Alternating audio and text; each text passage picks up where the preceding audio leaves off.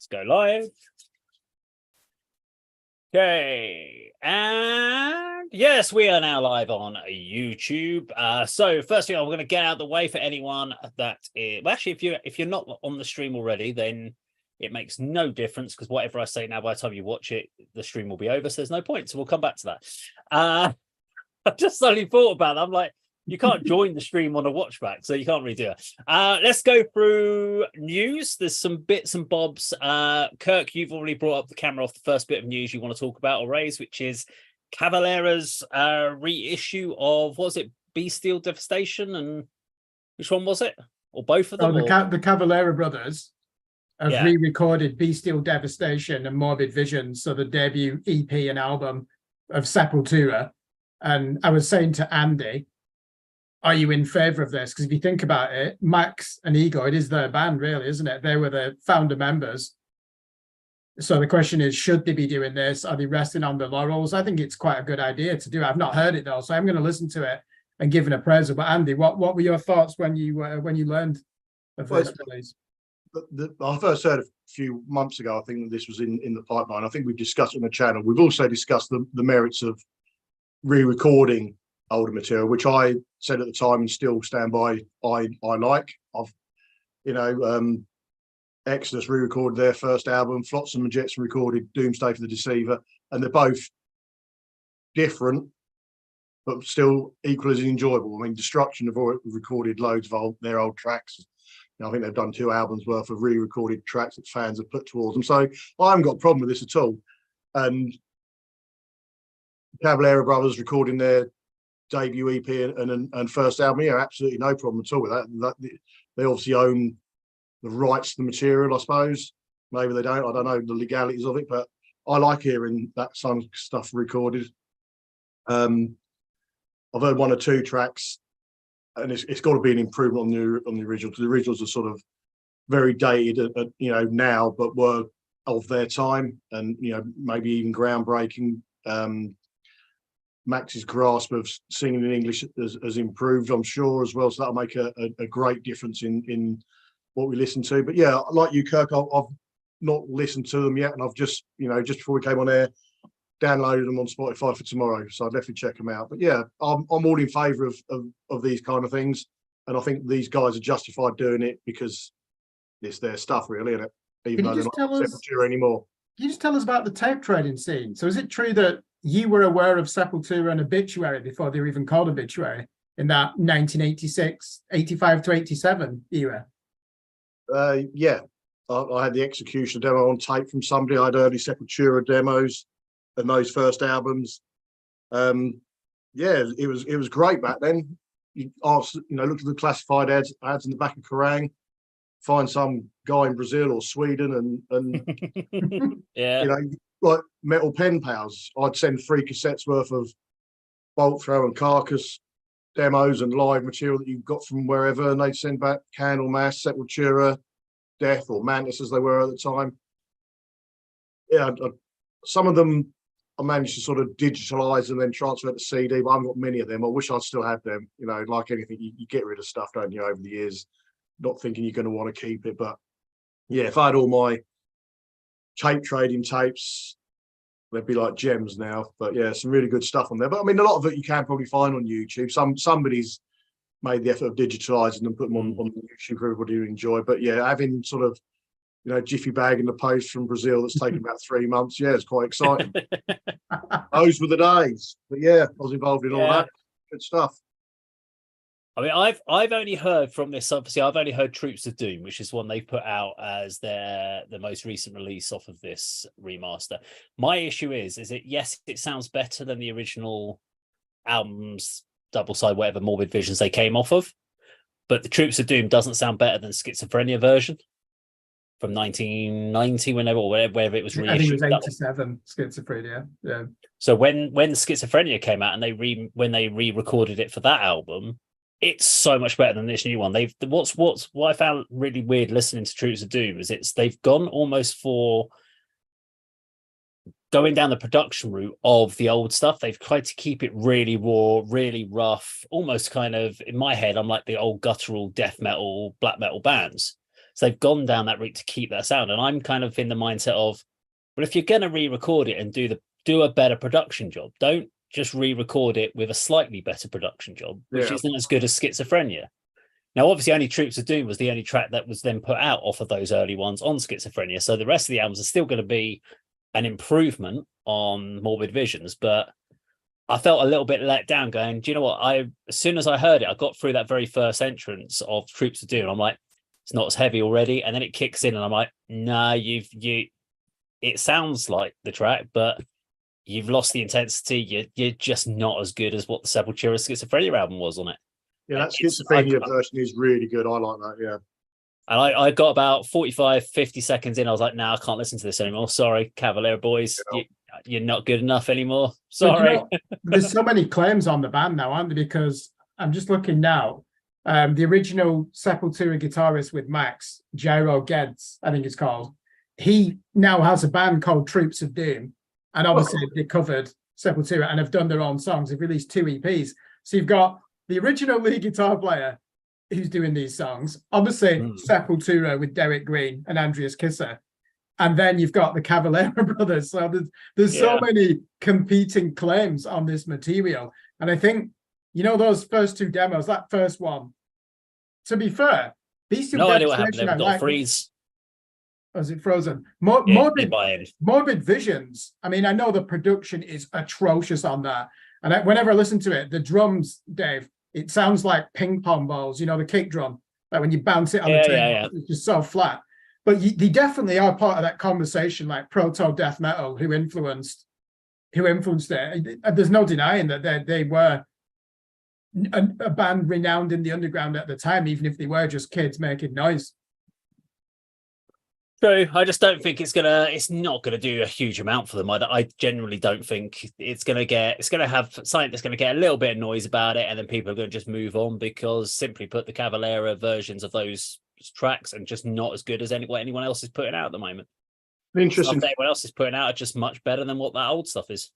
Interestingly, like I said, I just coincidentally, because I didn't know he was covering this, I downloaded Morbid Visions and Bestial Devastation earlier in the week. And the actual, where are they? Or there's some demos I've heard as well, which are actually better than those ones. So whether they came out and were recorded before they went into the so-called recording studio to do those first 2 releases, I don't know whether they were. I don't know. There's no reason to do demos after they've been released. I don't know, but I've heard demo versions that actually sound better than those releases, which is really strange. You know, something's gone wrong in that production piece, but okay, there we go. Sepultura news. What else have we got going on News World? We do need to cover it. Creed on the comeback. So that should be an interesting one. So Creed, because of Alter Bridge, you've got Miles Kennedy's off doing obviously he's doing the Slash and the Conspirator stuff. So it feels like it's the 25 next year is the 25th reunion, or 25 years since I think it's Human Clay Creed album from Creed. Yeah, it was a big seller. Yeah. So they're looking at a reunion, which, to be honest, I mean, Creed, I don't think Creed was ever a massive band over here. No, they weren't. They were American, were massive. Yeah, college rock in America. But I think as long as they can put all their demons behind them and they can get on well, then there's a place for them to do their comeback. I don't know. Did you guys do much with Creed? Ever get into them? I remember them on a Rock Sound CD. Do you know that magazine Rock Sound?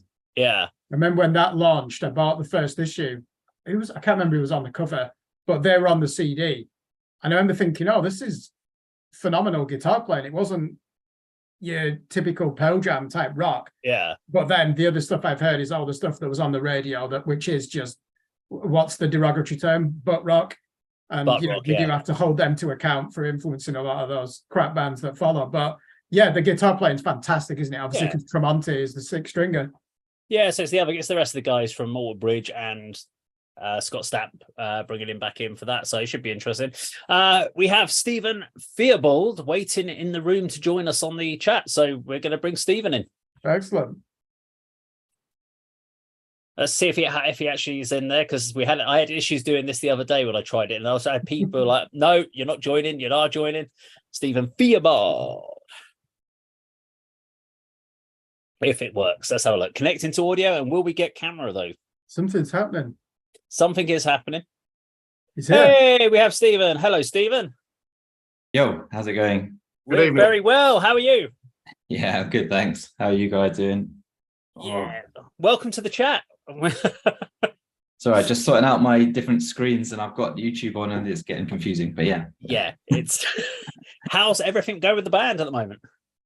Yeah, it's really good. We're just we've been we're writing and recording a new album at the moment. So but it's it's a bit slow progress, or it takes a lot of time because we've got to write the songs, then learn them and get them to a point where we can play it, and then we'll be ready to record them afterwards, sort of thing. But yeah, no, it's really good fun.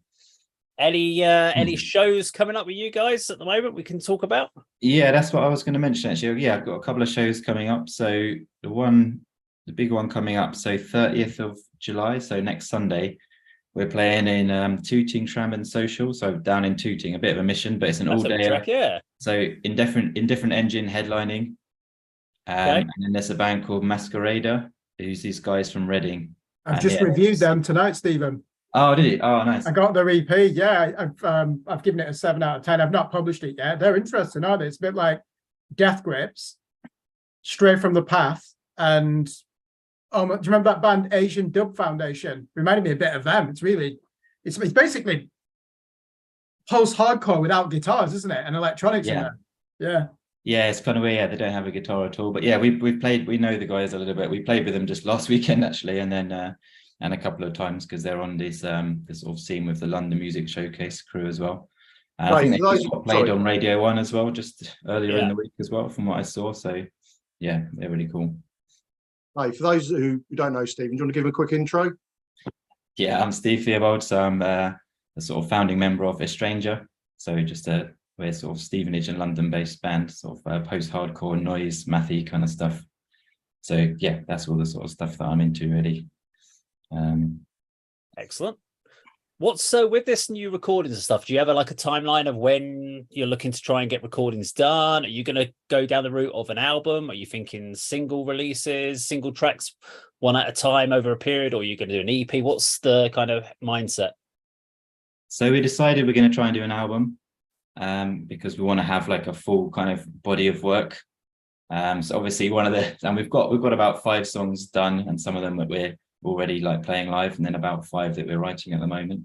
So yeah, we just want to have one longer piece of work and we'll record it all together. I've got a little studio in my garden actually, so we're planning to do a bit of a home recording from here. That's where I am in now. Oh, okay. So yeah, we've done a lot of work in terms of setting up, getting sounds right and things like that. But yeah, we've got to just our writing sessions have been a bit marathon sessions at the moment. So and then actually learning the songs can be a bit of a marathon session as well.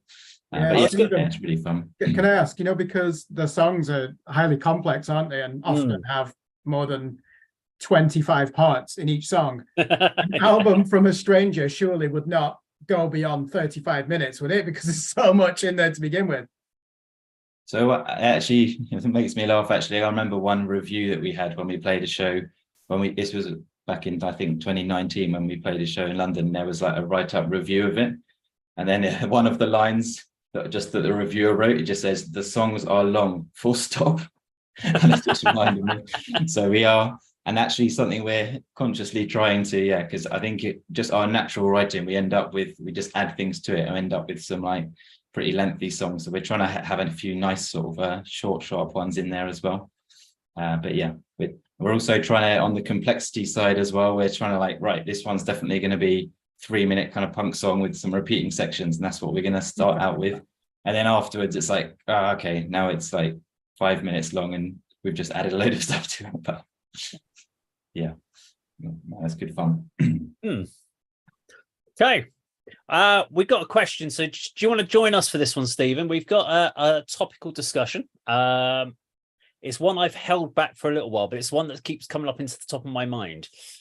And there is no definitive answer to this because scientists haven't worked out an answer for it, but I want to see if any of us can come up with the answer. So we're going to try and beat scientists.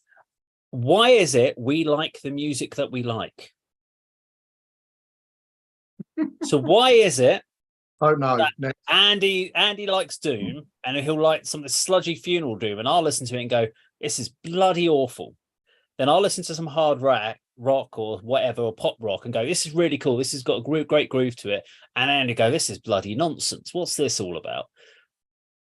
What makes people like certain things but not other things in music? Because it's all just music. It's all different styles. And every band has different followings, but you'll get such an extreme reaction from people about they love this band with it's so much intent and they can't understand why someone hates it. And why do we get that? So does anyone have any kind of insights, thoughts on why we get to this stage in our life and our progression that we like music for certain styles? Throw it open to anyone that's got any thoughts on this one. Go on, Andy. I'll kick off. Yeah, I mean, your sort of personal feelings at any given time. How you feeling on any given day depends on what CD you take off the shelf, what track you select off Spotify. As to why I like certain genres, it's the emotions they all invoke. You know, I like sort of UK hardcore and, you know, death metal because of the aggression, the power, the sort of intensity of it all. And then on the flip side of that, I like you know, sort of like the gothic female fronted doom, or, you know, gothic metal, because of the complete opposite to that, the sort of soothing factor, the, you know, how you might feel sort of emotionally about a particular person or a situation. But yeah, it's a tough one, really. I mean, asking you from this one, have you always, as far as you remember, been into hard rock metal since it, like, being a young kid? Has it always been something that were you brought up with it? Was it music that was played in your house? Was it? Well, when I was growing up, my dad liked Elvis and the Rolling Stones. My mum liked ABBA and Queen, and yeah, I used to sort of, in sort of you know, my spare time, free time, when I was, you know, had the chance to stick the vinyls on the record deck and really enjoy them. So, you know, I like all those. And then for me, it was sort of Iron Maiden on the top 40 in 1982, Number of the Beast single, and from there it just got progressively heavier. So from Iron Maiden and AC/DC, it was, you know, the thrash like Metallica and Anthrax, and then Slayer, and then, you know, the Bay Area thrash of Exodus and Flotsam and Jetsam, that kind of thing. And then you then discover all these magazines and, you know, the concert reviews and the album reviews and the interviews, and you check out death metal, then you check out doom or black metal, or, do you know what I mean? You just opens up all these different avenues, and then some you go further down, some you don't venture down at all. Sometimes, I mean, I used to be well into black metal, not so much now. I used to have a period of time I liked the sort of the gore grind from America, like Autopsy and Impaled. Who's the other one? You know, all that kind of stuff, all the really intense stuff with the lyrics. You think, oh, these lyrics are cool. As a teenager, you want to read about bodily dismemberment, all that kind of thing. But then you sort of grow up and think, well, it doesn't do it for me anymore, and you sort of filter back to other things. But as for the science as to why certain people like metal, or they like hip hop, or they like classical music, and just stick to those more than venturing across more than one genre, is a difficult one. Last point I'd like to make, you said about why some people love some things and absolutely hate others. I think there's a certain sort of sheep mentality as well, a bit sort of, you know, almost like you can make a football analogy, you know, passionate about a team but hating another one purely because that's what everybody does. You know, there's rivalries, not because there's necessarily an intense hatred for a club, but it's because that club's always hated that club historically. You know, your dad or your granddad might have felt like that as well. You haven't got any real reason why you feel like that, just because historically this football club don't like that football club. And we're finding from some of the bands that we cover here that they are absolutely, what's the word? Help me out here. Where they're so passionate that it's almost laughable. The diehards, they're intransigent. Diehards, fanaticals. They're fanatics. Fanatics, yes. They won't hear a word against their band, and, you know, they just go like fanboy level 100. It's, you know, but as for why people think like that is a very different question. How about Stephen? You got any ideas on this? What's your kind of thoughts? Yeah, I don't know if it's just how people's brains are wired or something. I guess like for me, so I started off just listening to the mainstream music. So when I started getting into rock, it was things like Offspring. And then when I went to see Offspring, and then there's a support band there, which was AFI at the time. And I was like, oh, I like Offspring, but oh, hold on, these guys are like super edgy and a bit more like hardcore. So then I sort of followed down that path a bit. And then you get to know like associated bands of that. And then for me, I like really chaotic, crazy stuff and like energetic stage stuff. And then I think like at Reading Festival, I went and I started getting into bands like Slipknot and stuff. And then there was a opening band on main stage at Reading, which is Dillinger Escape Plan at the time. And I was like, oh, well, I thought these guys, I thought all Slipknot and stuff was like as heavy as you and crazy as you can imagine. And then I'm just seeing like, what is this crazy? So I just sort of follow that path. So yeah, I think for me as well, it's just, there's a little bit the same with movies. Like I like horror movies and stuff. And it's just the sort of, yeah, chaos and excitement and energy, that kind of thing that draws me to things. So yeah, Okay. I'd say that for myself. Kirk, what about you, Kirk, mate? Yeah, I think I could probably give my opinion on this. So one of the questions you have to ask is, why did you get into rock or metal? If it was to rebel against authority or against your parents, you probably will grow out of it. If you get into it for different reasons, so the first type of music I ever really enjoyed was hearing guitar music. So that would have been early 90s, mid 90s. I didn't really pay attention, but whenever something would come on with distorted guitars, it would get my attention. And then from there, like you guys, I mean, I started playing guitar at age 15, and then, you know, you'll start with Nirvana and the Smashing Pumpkins, Manic Street Preachers, whatever the bands were at the time. and it just gets heavier, doesn't it? But more experimental, and you start to appreciate other genres of music. So if I put the question, why do I listen to this music? Well, one, I'm not an aggressive person. I wouldn't consider myself a pervert or a deviant in any way or a psychopath, but the music I listen to is quite dark and often quite grotesque. And often it feels like the artist is creating a nervous breakdown in audio form. And for some reason, I love music like that. And I think, especially with metal, it's a counterculture, isn't it? So when we talk about elitists and gatekeepers, at the other side, when I was 16, hardly anyone listened to this music. So when you start your first day at sixth form college and you see someone wearing a Nine Inch Nails t-shirt, you think, oh, that's someone with a similar music taste to me. I'll go and befriend that person. And it was as easy as that at the time. So, you know, you were a subculture and you were very visible.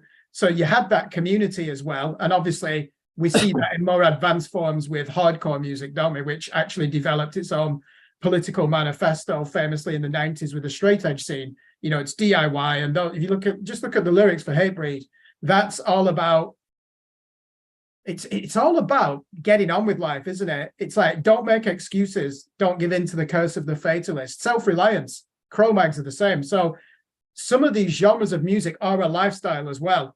And I completely understand why you would get into that. At the other end, you know, is death metal a lifestyle? No, I doubt it. Is black metal a lifestyle? Yes, it is. In some parts, certainly in that Norwegian scene in the early 90s. So you've got the fraternity element to it.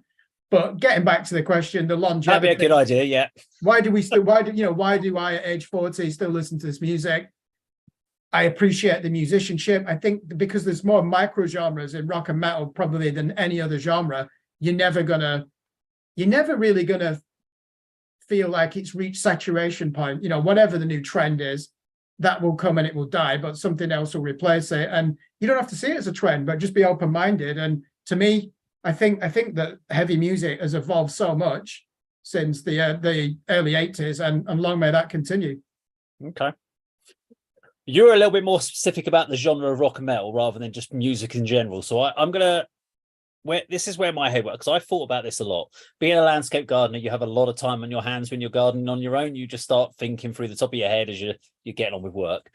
And I couldn't think of anything because I was going, well, when I was younger, yes, there was Capital Gold was played in the house. I grew up with Shawaddy Waddy and the Shadows and that sort of music being played, and the Carpenters was played in the house, and ABBA and stuff like that. And then I got into chart music, and so I was big into whatever came out in the 7-inch single. So it was all what was in the charts. It wasn't rock, and it was only when I got into my teenage years that I went down the route of started doing Def Leppard and all the British rock Thunder and all that sort of stuff. So I can't sit there and say if I'm into metal and rock now, it can't be because of what I was at 6-7 years old, because I wasn't listening to anything like that.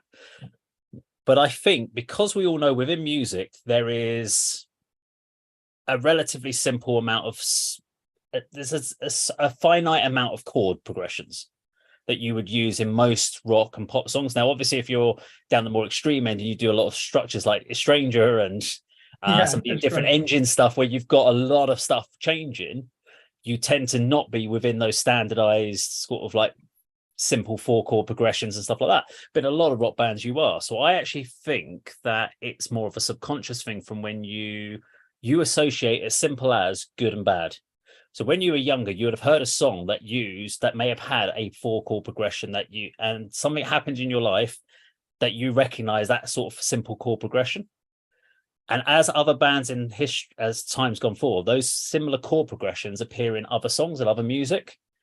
And so when you hear that song subconsciously, I think you go, I like this song, because subconsciously you're going back to an earlier time when you were 7 and you heard a cool song that you really liked. That was a positive memory in your life. Regardless of the genre, don't you think? Regardless of genre, which is why I listen to some chart music we like. There is some dance music that the wife puts on, some R&B songs. I'm like, yeah, I really get into it. But there are some that I feel indifferent about. And that's because I have got no positive or negative memory to associate it with. So my body listens to it and goes, meh, not really, not vibing on this, not really getting anything. And then on the other hand, you get the stuff that you really don't like because you may associate that with a negative memory, something negative that happened in your historic life. So something comes on and you're like, I really hate this. This is awful. For whatever reason, it might be a vocal melody. It might be a vocal voice. I think there's something subconsciously as you grow up. The type of person's voice might be so similar to someone that shouted as you as a kid that someone sings and you're like, subconsciously, you don't like that vocal performance, even though you can't give you an actual reason why that happens. So that's the only reason I can think in my head, that because everything we do in life is about learning. So we must have learned somewhere in our life to appreciate certain music and not appreciate others and feel indifferent about other bands. And that's why I think sometimes with bands like A Stranger, you listen to it and you're like, I'm not sure if I like this or I hate this. I'm confused because there's so much going on and you're intrigued by the technicality of it, but your brain's trying. You're like, but for me, I'm always like, as a drummer, I'm like, all right, I want to try and get into the groove of this. Oh, hang on, there's a time change there. My body is naturally all that stuff I've listened to and I've been brought up on is around a certain kind of vibe. So when it goes into lots of time signatures, I have to kind of work a lot harder. So it makes it a bit more of a challenge. And I'm wondering if that's why we feel the way we do about music. Sometimes it's just a root subconsciousness. I also agree with Andy what you said about this clickiness, because there are times you don't want to turn around and go, do you know what, Justin Bieber, banging artist, he's really good, because you know that people are going to go, what the hell are you doing, mate? We're revoking your metal card. But there might be songs that you like from these artists, but people don't want to say that. Me, I'll just like whatever. If something sounds good and I really like it, I'll listen to it, which is why when I was driving in the car yesterday with Dan from Scarlet Envy, I was shuffling through my playlist. Kirk, you've had that experience with me. And he goes, you've got some of the most eclectic playlists I've ever heard. He goes, this is just weird. He goes, you're going from R&B into death metal, and then you're going into soul music. And I'm like, yeah, just whatever I felt like at the time, because it's just the vibe that I'm in at the time. Don't know, does any of that make any sense? You ought to do a paper, Dave, because I think you might have nailed it. You know, particularly the association with a particular song format, regardless of genre. You know, relating to a good memory or a good experience, good time in your life, and the counter argument about negative experiences associated with different sort of musical formats or musical formats. Yeah, it's a good example is because we do the same with a lot of things. Like I'm sure all of us can remember a time when you were younger, you drank something that for me, it was K cider. So 18, 19 years old, drinking K cider, had a rough night on it, can't drink it again because I've got a bad experience with that cider, so I will never touch K cider again. But I'm sure there would have been a night out where I was in a metal bar and someone plays. Like a great example of this is Faith No More Epic. First time I heard it, a mate of mine, it was in a metal nightclub, dragged me on the floor, and we had such a banging night that I can remember that. So anytime that comes on, I've got a really positive experience with that song. And so subconsciously, I think there's also that element of great nights out, the music that was playing on that night, when that music comes on, that vibe, you constantly, you do that. But then that same thing, that rough nights and bad experiences, music that was playing in the background, if your parents were fighting, it could be all sorts of stuff. And because of the chord progressions in those songs, we would then naturally try to make a pattern out of that in songs that come out from other bands. Do you not think music in itself can be a language? It doesn't need to be cerebral. It can be an instinctive thing, kind of, and you don't even need to articulate it. You just feel it, don't you? And I went through a phase, probably in the early 2000s, where I would just dismiss bands like, you've got nothing to say in your lyrics. But I was misunderstanding there that the music itself can be the language. Because, you know, I'll give you an example. You put on Beethoven, and most people are probably going to instinctively like it, myself included. It's just so powerful. And you don't even know how to describe the experience the first time that you come across, you know, his Fifth Symphony, for example. But at the other end of the scale, I'm not a big fan of Beethoven's Fifth. It's music, it's subjective. But at the other end of the scale, you know, you can give me an album by The Cure, the 1981 album, Faith, and it's just guitar, bass, and drums, not played particularly well, with excellent lyrics, and the vocals are so charismatic and emotive that it talks to you in a cerebral language, you know, even if it's one that's a language of misery. So it depends, doesn't it, on your mood? And I think you said there as well, surely with memories, we're going to be sentimental as well, aren't we? You know, there are songs that someone could play now which will remind me of my late father. I don't need to rationalize and analyze that. I just know that I associate it with a period in my life, and it will have an emotive impact. And that's the glory of music, isn't it? Yeah. I think one thing as well is just around, so you end up getting like stuck with some bands that you're super into, you know, that whole back catalogue, and in another world, in another life, it might have been a different band.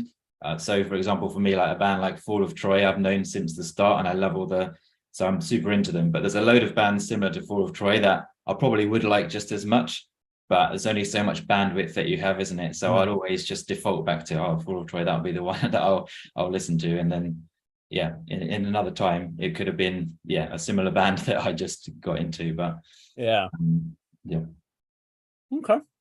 Well, if anyone has any other thoughts on this, they can put it in the comments down below, because I'd actually be really intrigued if anyone's actually got anything. Because before I did this, I did actually do a bit of research online to see if anyone had come up with anything, and scientists were like, nah, not really sure. We can't really track it. So I'd love if anyone's actually done any research and further research on it. But we need to move on. Now, Stephen, we're going to have to let you go for this one.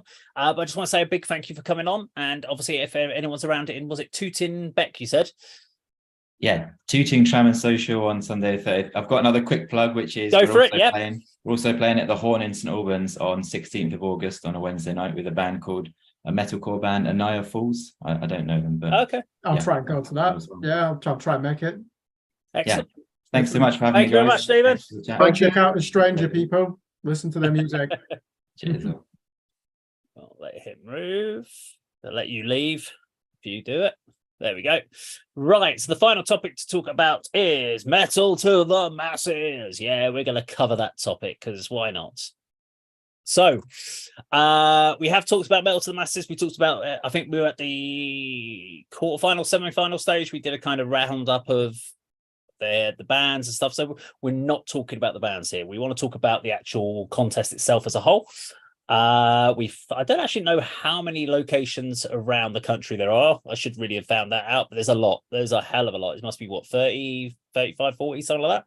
The amount of people that are on the New Blood stage. And I think as a whole, the contest is a great idea. There's no other festival out there that does something like this that can put that many bands on. So Metal to the Masses, great event. Well worth being in there for the bands to take part.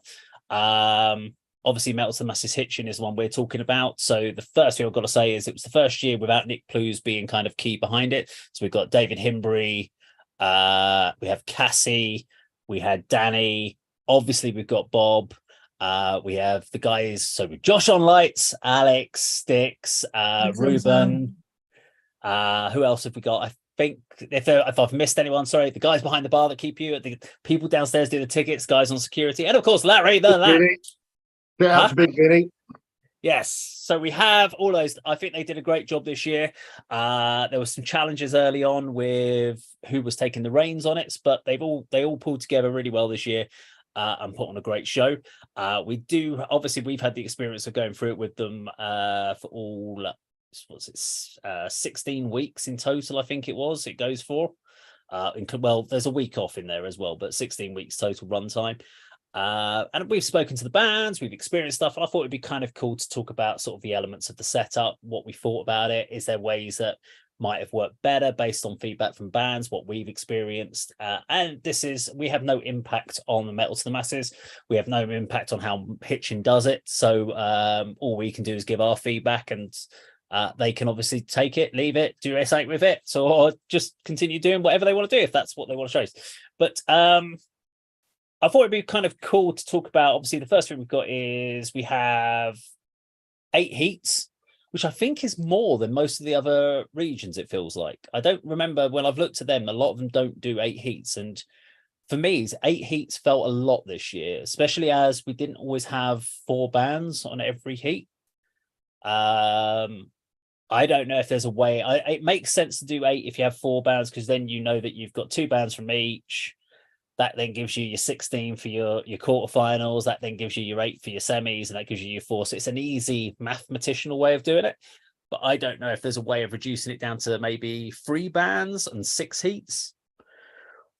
So slightly less bands playing, which might make more sense, and maybe do something along the lines of 1 band goes through and then they total up the scores for the second place. And then maybe a selection of the highest scoring second places go through, something like that. So you makes up the numbers and have slightly less. I don't know what your thoughts on it. Maybe it was right, 8 heats at 4 bands a night is right if we can get enough bands. What's your thought, Andy? It has always been the format, but I think you're right. Around the country, I don't think they do that, FA Cup style. Yeah. Round of 32, 16, 8, and your semis and whatever. So they may well do something similar, different number of bands per heat, not equal number of heats, for example, and maybe, as you say, have sort of high scoring second place bands progressing. How they then inform the bands at the end of the show, at the end of the sort of first round of shows, I don't know. But I think when we were talking before, we were kind of struggling, thinking, are they going to fit all the slots? And I think, as you rightly said, I know Heat 1 certainly only had 3. I'm sure another one of the early heats only had 3. There was at least 2. There was at least 3 of the nights did only have 3, I think. Yeah. Which a lot of bands that had 4 bands playing felt a little bit done out by, because they were like, hang on, well, that's a bit of a mistake. We've had 4 of us on our heat. They had 3, so there's a much better chance of the 2 bands going through. They only have mathematically, regardless of your own performance. You've got a better chance, haven't you? I mean, that's the argument we've always had. I've said this as well. You take the 32 bands that, if all the heats were complete and you got 32 bands, and you sort of split them to the ones that progressed the quarters and the ones that didn't. That's not necessarily, no disrespect to anybody. I'm not going to name any names, but that may not be the best 16 bands that progress.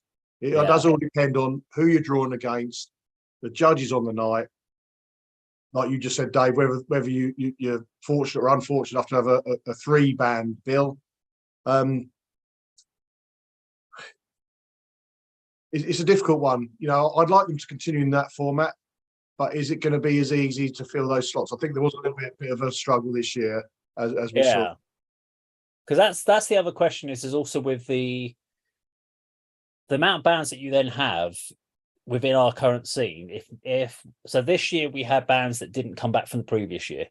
I'm fairly certain there'll be bands that competed this year that probably won't come back next year, because they've done it for a couple of years in a row and they now they want to move on and do something different.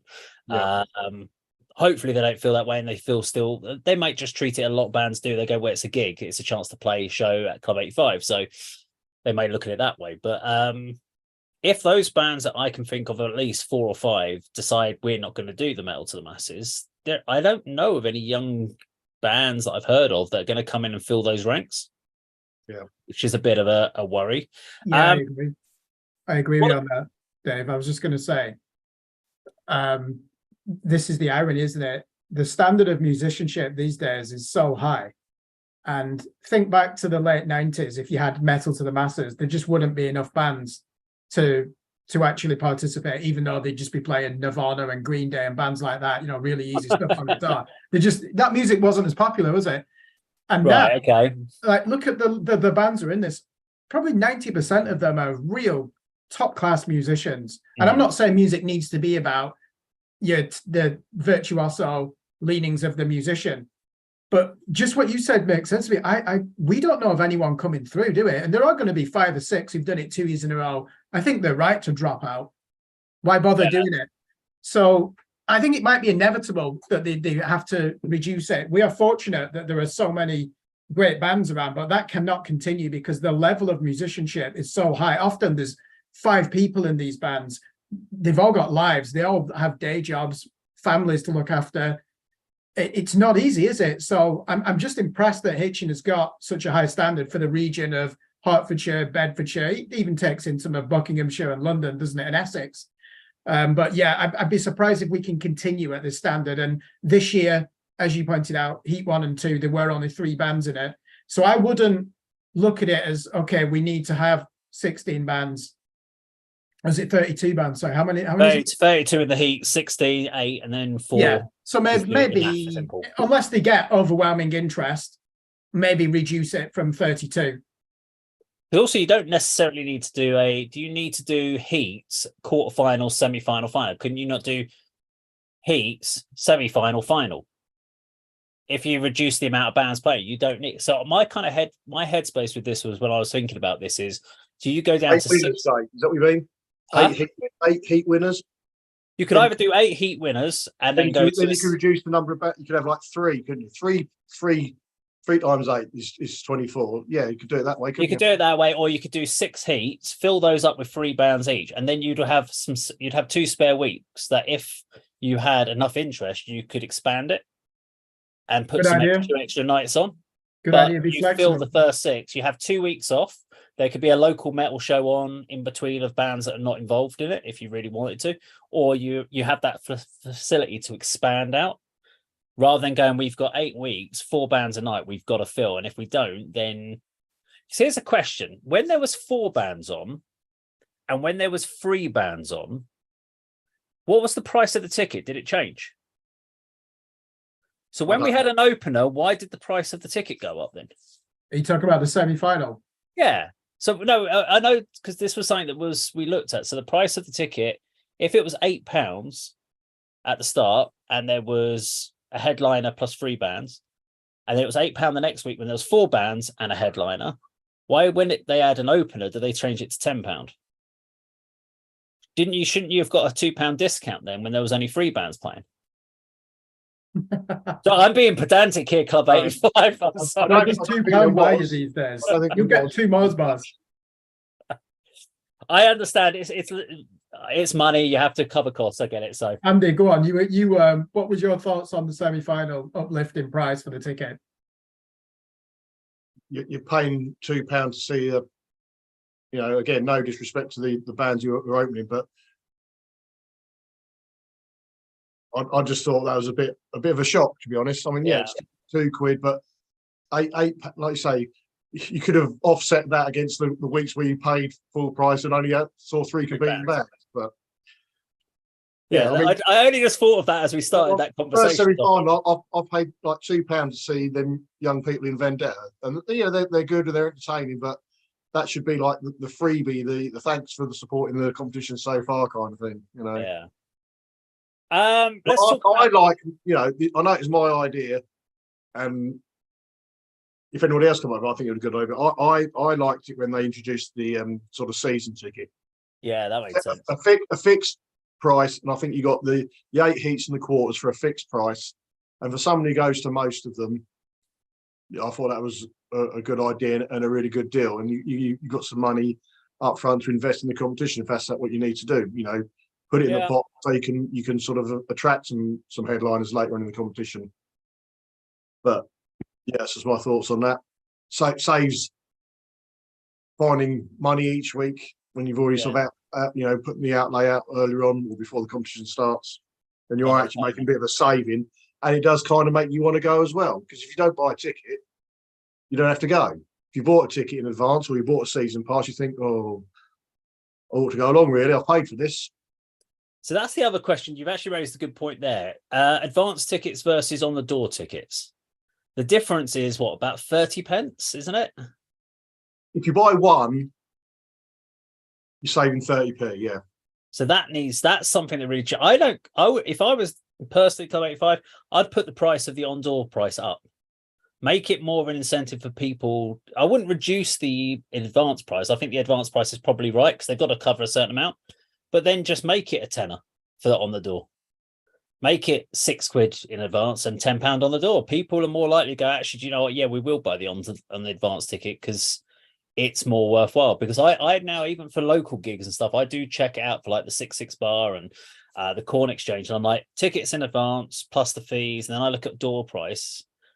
And yeah, if it's about 50p difference and stuff, I'm like, there's no point doing the advance. I'll just do it on the door. But if there's a significant potential saving, makes it much more worthwhile for me to buy in advance. So I don't understand why we're not seeing that from Club 85 to try and incentivize people to do the advance. Probably I think they're worried that if they put the door price up too high, they'll scare people off. But I'm like, well, that should encourage them to buy in advance if they're going to come.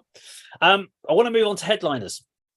So our thoughts around headliners, because we actually had some great bands this year across all the heats. But I did get this vibe, and I did notice it a lot myself, that during the headliner set, a lot of people were outside. The headliners always played to the fewest amount of people. People sort of drifted back in again halfway through the set. And it was usually just, what we found was all the people that came to support the fans, all left. And just the bands seemed to remain to watch the headliner, because it's a real shame, isn't it? Because, you know, there's a shame to that, yeah. They're usually the people who've travelled the furthest, been waiting around the longest to play, and they're rewarded with not a great turnout, which is a real shame. But what's the point of the headliners? Because they wasn't always a headliner for these. This is only something that's been coming out for a few years now. That prior to about, I don't know, 3 years ago or something like that, there was only headliners for the semi-finals and the final, I believe. And then before that, there was never a headliner. So I've been sitting there racking my brains, and I thought the whole idea about bringing the headliners in was, I know it's while they're counting, it's to give entertainment while there's counting going on. But I always thought the idea of the headline act is the headliner is meant to bring the bulk of the crowd. It's meant to be like a big that people are coming to see your headline act.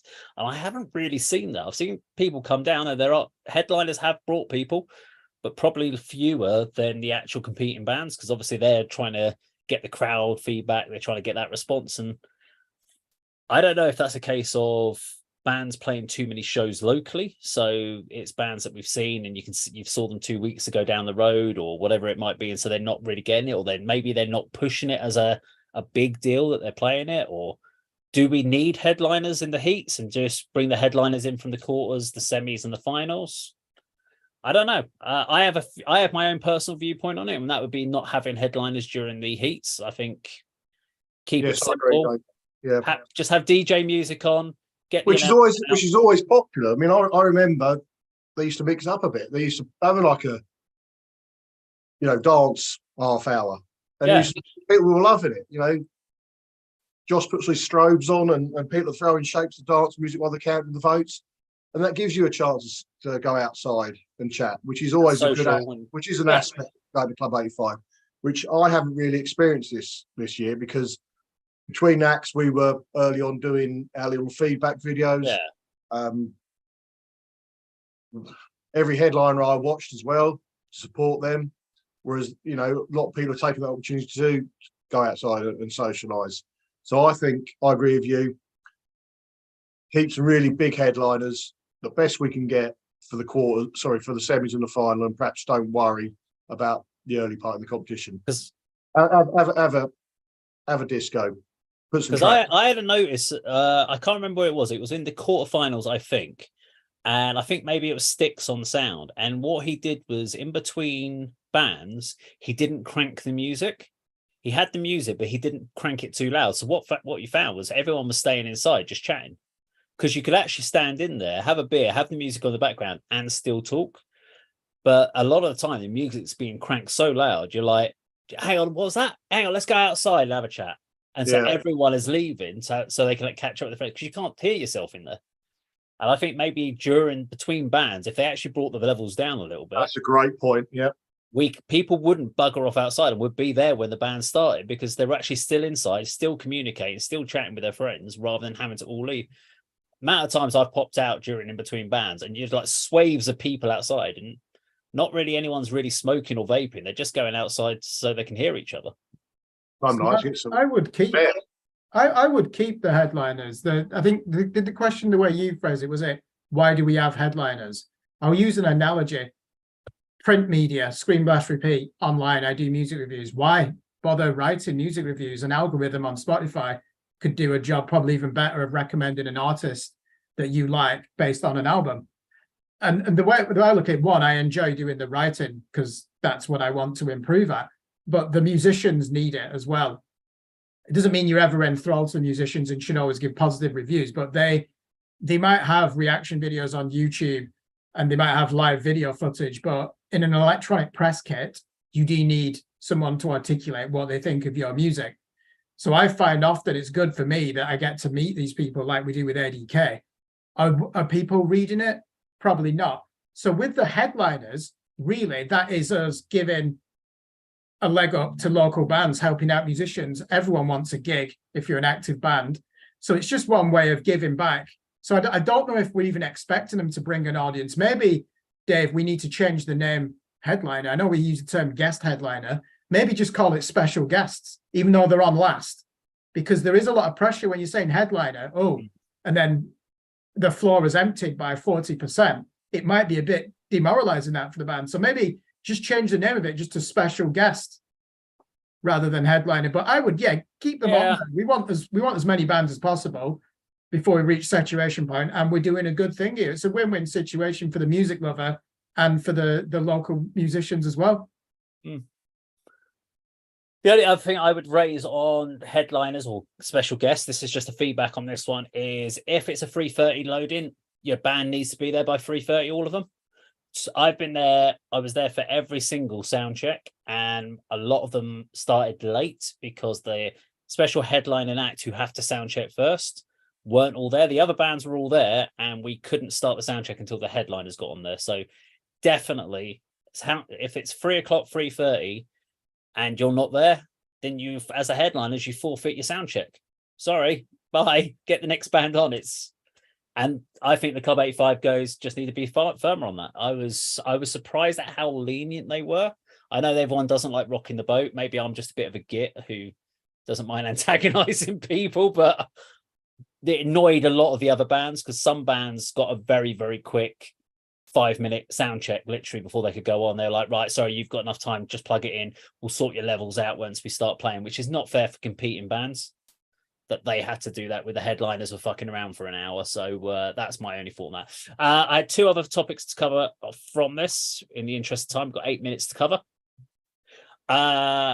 In fact, actually, no, I've only got 1 topic. So I don't know. This could be fine. I don't know. Judges. We had obviously a lot of different judges this year, which is great. Lots of people getting involved. But do we think, I think there was always 3 different judges each week. And we've just had a conversation about musical tastes. That's a big thing in your life. So if for instance, you've got to ask the judge to be completely neutral, and it's very hard. Not everyone's going to be able to be very neutral about music, even if they're not intentionally trying to be like judgmental. You're going to be saying in the back of your head that you prefer one band over the other. I mean, even me and you, Kirk, when we did our scoring, we gave different scores to the bands because we've got personal different tastes. Now, we both talked about it. I think we had the Velor Fog Heat and Killer was in there, and we were both scoring.